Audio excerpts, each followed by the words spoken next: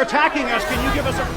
এবার 2026 FIFA football বিশ্বকাপ এবং 2028 অলিম্পিক আসরে ডোনাল্ড ট্রাম্পকে বয়কটের হুমকি। 2028 সালের অলিম্পিক মঞ্চটা হবে যুক্তরাষ্ট্রের লস অ্যাঞ্জেলেসে, বিশ্বের সবচেয়ে বড় ক্রীড়া আসর, আর সেই আয়োজনের কেন্দ্রেই থাকবে যুক্তরাষ্ট্র। কিন্তু অবাক করার মতো এক সম্ভাবনার কথা সামনে এসেছে। আয়োজক দেশের প্রেসিডেন্ট হয়েও হয়তো অলিম্পিকের কোনো অনুষ্ঠানে উপস্থিত থাকতে পারবেন না ডোনাল্ড ট্রাম্প। শুনতে অবিশ্বাস্য লাগলেও এমনটাই আলোচনায় এসেছে ওয়ার্ল্ড অ্যান্টি ডোপিং এজেন্সি বা ওয়াডার নতুন এক প্রস্তাবের কারণে।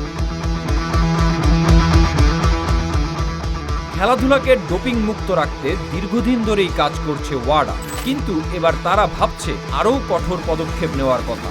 প্রস্তাবটি বলছে, যেসব দেশ ওয়াডার সদস্যপদ ফি বা চাঁদা পরিশোধ করবে না, সেই দেশের সরকারি কর্মকর্তাদের আন্তর্জাতিক ক্রীড়া ইভেন্টে উপস্থিতি নিষিদ্ধ করা হতে পারে। আর এখানেই জটিলতা, গত কয়েক বছরে ওয়াডার সঙ্গে সম্পর্ক বেশ তিক্ত হয়ে উঠেছে যুক্তরাষ্ট্রে। সংস্থাটির কার্যক্রম নিয়ে প্রশ্ন তুলে ওয়াডাকে দেওয়া বার্ষিক চাঁদা আটকে রেখেছে ওয়াশিংটন। এই বিরোধের পেছনে রয়েছে বড় একটি বিতর্ক। 2021 সালে ডোপিং পরীক্ষায় পজিটিভ হওয়ার পরও 23 জন চীনা সাঁতারুকে শাস্তি না দেওয়ার অভিযোগ ওঠে ওয়াডার বিরুদ্ধে। এই ঘটনাকে কেন্দ্র করেই সংস্থাটির নিরপেক্ষতা নিয়ে প্রশ্ন তোলে যুক্তরাষ্ট্র। এরপর থেকে ওয়াডাকে অর্থ দেওয়া বন্ধ করে দেয় মার্কিন সরকার। ফলে বর্তমানে সংস্থাটির কাছে যুক্তরাষ্ট্রের বকেয়া দাঁড়িয়েছে $73 লাখ বেশি।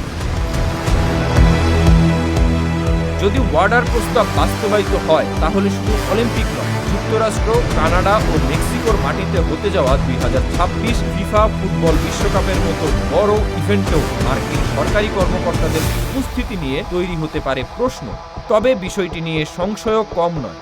ওয়াডার সাবেক নির্বাহী সদস্য রাহুল গুপ্তা মনে করেন, এমন নিয়ম বাস্তবে কার্যকর করা প্রায় অসম্ভব। কারণ প্রশ্নটা বড়, সুইজারল্যান্ড ভিত্তিক একটি সংস্থা কিভাবে একজন মার্কিন প্রেসিডেন্টকে কোথাও যেতে বাধা দেবে? তাই এখন সবার নজর ওয়াডার পরবর্তী সিদ্ধান্তে। সিদ্ধান্ত যদি সত্যিই কার্যকর হয়, তাহলে ইতিহাসে প্রথমবারের মতো অলিম্পিক আয়োজন করবে একটি দেশ, কিন্তু সেই দেশের প্রেসিডেন্টই হয়তো থাকবেন না উদ্বোধনী মঞ্চে।